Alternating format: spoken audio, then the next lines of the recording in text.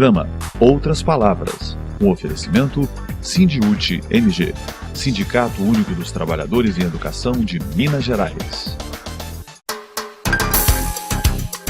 Atualidade. Hoje nós temos um assunto muito interessante e diferente aqui no programa. Nós estamos recebendo a Bernadette Lage Rocha, ela é articuladora de direitos humanos e nós vamos falar sobre os grupos ciganos, no Brasil, especialmente em Minas Gerais. Bernadette, tudo bem? Tudo bem. Então, quando fala assim em ciganos, né, vem logo uma imagem preconceituosa na cabeça da maioria das pessoas.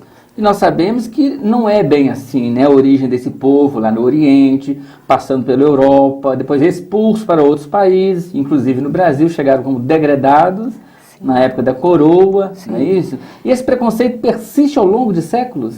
Sim, eles estão aqui no Brasil há mais de 4 séculos e eles têm um estado de visibilidade total.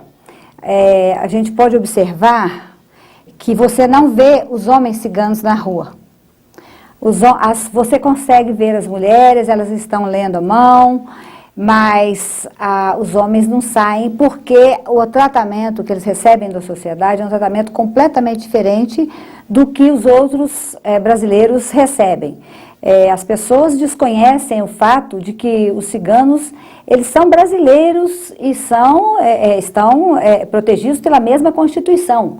Uhum. E o sofrimento deles, a falta de liberdade, o tratamento que eles recebem, às vezes, por exemplo, eles reclamam muito que quando são abordados, às vezes estão dirigindo, o tratamento é como se fosse uma situação de perigo. E não então, tem um comportamento racista em relação, sim, a esses grupos, né, sim, sociais, étnicos, né? Sim. Agora, nota-se também que são grupos que mudam muito, né, de cidade para cidade. Eles são nômades ou isso é uma pressão social que eles recebem? Sim, é exatamente aí.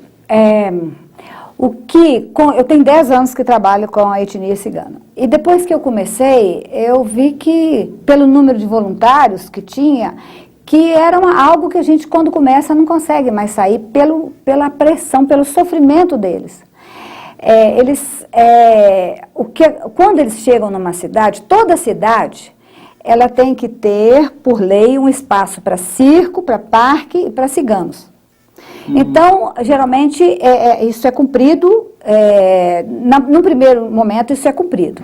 Mas aí, ele tem esse espaço, mas ele pode ficar muito tempo na cidade ou geralmente uma passagem rápida? Sim. Porque tem filhos, vai para a escola, sim, serviço médico, né? O que é importante a gente avisar, quando chega um grupo cigano numa cidade, o que acontece? Os vizinhos começam a se mobilizar. O cigano vai fazer isso, vai roubar criancinha, etc.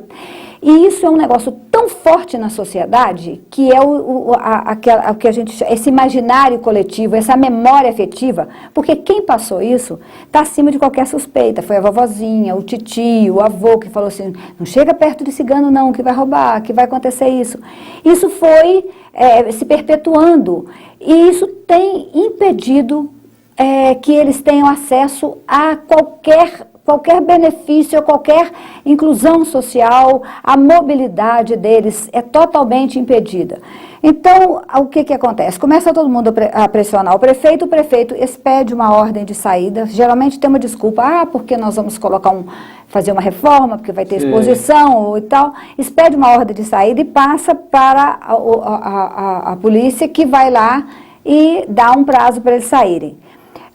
Eu já tive, assim, oportunidades de assistir, eles virem até mim e falar, pede para esperar chegar um exame, que conseguiu, por acaso, um exame de fazer um preventivo ou vacinação. Não, eles têm que sair. Então, esse preconceito é maior por parte da sociedade? Não, ele é todo. Inclusive, o Brasil, aconteceu um fato muito interessante.